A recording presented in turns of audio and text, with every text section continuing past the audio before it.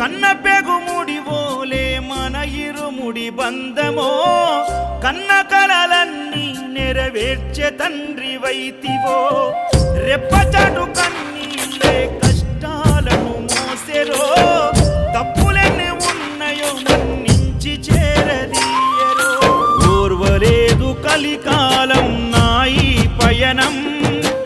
ఆపలేదు పలికిన నోరారా శరణం కాళ్ళు కాలిపోయినా సీమునెత్తురొచ్చినా సల్ల సెమటలు వట్టి సొమ్మసిల్లినా